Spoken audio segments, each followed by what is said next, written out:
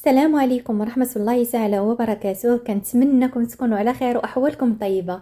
فيديو جديد على قناة أمينة فود، ومرحبا بكم وألف مرحبا. بالنسبة للناس الجدد اللي انضموا على القناة، مرحبا بكم وألف مرحبا، وكذلك الناس القدام.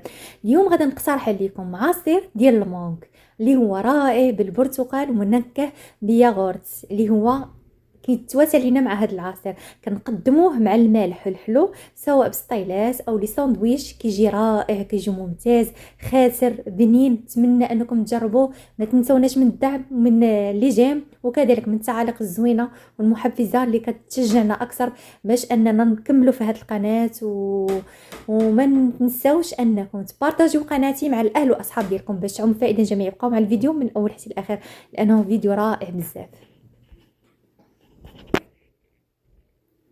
بالنسبه هنا المكونات ديال العصير، غادا نحتاجو اول حاجه عندنا جوج حبات ديال المانغ بالحجم اللي هو كبير. الفاكهه الثانيه اللي هي البرتقال، مختصه البنات بالعصير اللي كيكون فيه الماء. وغادا نستعملوا هنا جوج علب ديال الياغورت اللي كيبقاو اختياريين، ديال الفاني او ديال الموز اللي عندكم. المهم هذا كتبقى كاضافه اختياريه، او ممكن تعوضوه بالتمر ولا بالمكسرات، راه كيجي رائع بزاف هذا العصير. غادا نحضروا هنا بالبرتقال، غادا نمر معكم باش نشوفوا الطريقه. دابا الموسم البنات ديال البرتقال وديال كيجي كاين هذاك البرتقال اللي هو صغيور زوين، الليمون اللي هو صغيور زوين، يعني كنسميوه حنا الليمون هو البرتقال اللي كيكون صغيور، الحبه اللي كتكون صغيره. ودابا راه موجود الحامض البنات، حاولوا انكم تحضروا الحامض المصير في المنزل. ان شاء الله الا بقينا من اهل الدنيا غادي نشاركوا معكم اللي هو كينفعكم على طول السنه، وكيجي رائع بزاف. يعني الحامض المصير ما كيختارناش من الكوزينه. المهم هنا كناخذوا الحبه ديال البرتقال، كنعصروها في الماكينه ديال العصير، كنعصروه. حاولوا تختاروا هذاك البرتقال البنات اللي كتكون القشره ديالو اللي هو رقيقه. قد ما كانت القشره ديالو رقيقه قد ما كيكون فيه الماء. المهم هنا العصير ونرجع معكم. بالنسبه هنا الحبه ديال المونغ غادي نشارك معكم البنات. بالنسبه للبنات المبتدئات، الحبه ديال المونغ التقشير ديالها اللي هي ساهله بزاف باش انا نحضروا او نقشروا الحبه ديال المونغ. هنا كناخذوا الحبه ديال المونغ، كنزولوا منها غير من الجنيبات وكناخذوها على العرض. غادا نقسموا الحبه ديال المونغ ديالنا على العرض، كنزولوا هادو اللي في الجوانب اللي في القنيتات باش توقف معنا الحبه ديال المونغ باش سهل علينا. هنا البنات لا كاين العظم، غادي يحبس لينا السكين في التقطه. غادا ندوروها وغادا نديروا جهه العرض ديال المونغ على هذا الشكل باش يبقى لينا العظم، ما نضيعوش في الفاكهه ديال المونغ ديالنا. كنقطعوا من الجناب من الجوانب بجوج على هذا الشكل على العرض ديال المونغ. وغادا نخليو هنا جانبا هذاك العظيم حتى نرجعوا ليه. غادا ناخذ هنا سكين، غادا نقسموا اللب ديال المونغ على هذا الشكل، شكل مربعات. اسهل طريقه البنات في تقشير ديال المونغ باش يسهل معنا، خصوصا الا كان طيب.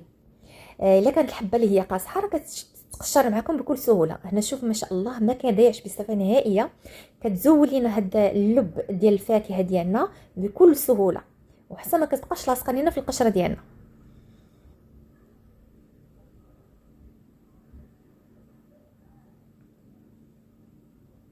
صافي هنا غادي نزولها وغادا نقلب السكين على الظهر ديالو، وغادا نبدا بحال كنزول داك البقايا اللي كتبقى لينا ديال المونغ اللي بقى لاصق لينا في القشره. وحاولوا البنات نحيدوا القشره من اللب ديال المونغ. علاش؟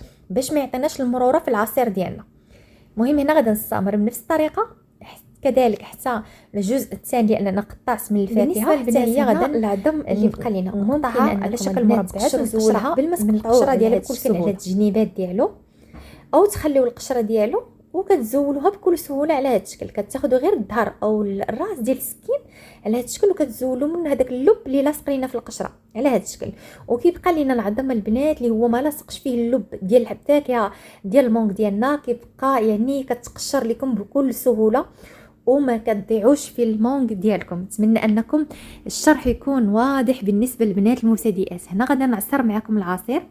وبالنسبه هاد الكميه البنات اللي انا حضرت ديال يجيني البرتقال العصير اللي هو عاقد، غادي نزيد ليه هنا واحد 2 كيسان. هذوك الكيسان اللي كيبان لكم اللي غادي نعمرهم بالعصير، غادي نزيدهم 2 كيسان ديال البرتقال اللي هي خارج الكاميرا البنات. هنا استعمل 2 علاب ديال الياغورت بالنكهه ديال الفاني، ممكن تعوضوها بالموز او تستغناو عليها، غير هي كيجي واحد المذاق البنات رائع بزاف، وكيزيد يختصر لينا هذا العصير وكيجي ممتاز ورائع في البنه ديالو. غير جربوه وردوا عليا ان شاء الله.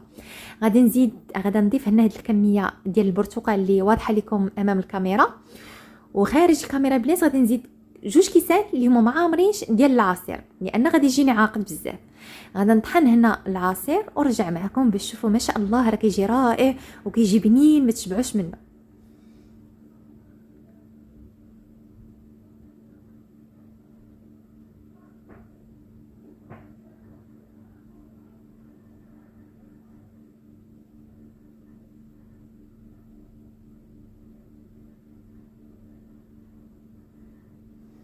بالنسبه للكؤوس اللي غادي نقدم فيها هاد العصير البنات، بالنسبه هذاك الياغورت اللي كبين لكم هو اللي البنات اللي انا طحنته مع العصير.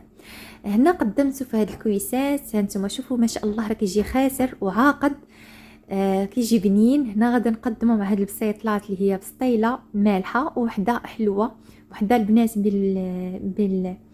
بالحوت رائعين. وان شاء الله غادي نشارك معكم. لو بقيت من اهل الدنيا غادي نحضر معكم هاد البسيطلات، يعني غادي نحطهم لكم في القناه. بسطيله الحلوه ديال اللوز وديال الدجاج بنينه بزاف، خصوصا البنات المالحه كذلك حتى هي رائعه وبنينه. ان شاء الله نحضرهم معكم.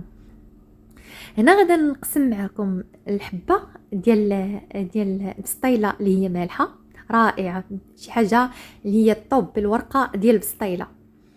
هنا غادي نقسمه معكم. غادي نمشي نجيب واحد الطبيسيل اللي غادي نشارك معكم فيه تقديم ديال البسيطلات. واخا البنات راه ماشي الفيديو ديالهم، غير بغيت حبيت لو انني نقسمه معكم باش تشوفوا ما شاء الله. هنا كيفاش كيجيو زوينين بزاف وكيجيو عامرين. هادو بالنسبه للبسيطلات اللي هما مالحين. هنا راهم باردين البنات لانهم طيبين قبل، ولكن كتبقى راه باردين بزاف، يعني كانوا في الثلاجه، ولكن راه كتبقى الورقه ديالهم اللي هي مقرمشه وزوينه، واخا كتسخنوهم رائعين بزاف.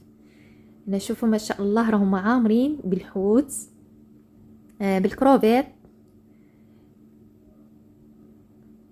هنا غادي نقسم معكم الحلوه اللي هي باللوز و مشات ليا مع البنات مع السمك باللوز وبالدجاج، حتى هي معسله بنينه مقرمشه الورقه. البنات هادو محضرين نهار قبل. هانتوما شوفوا ما شاء الله والله العظيم لا هما مقرمشين واخا باردين، عرفتي الورقه ديالهم مقرمشه ورائعين.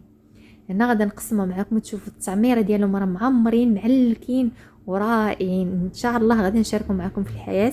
لا بقينا بسبقت لي من اهل الدنيا. هنا غادي نخلي لكم الفيديو في هاد النهايه. خليت لكم الراحل وصفه قادمه ان شاء الله. والسلام عليكم ورحمه الله تعالى وبركاته.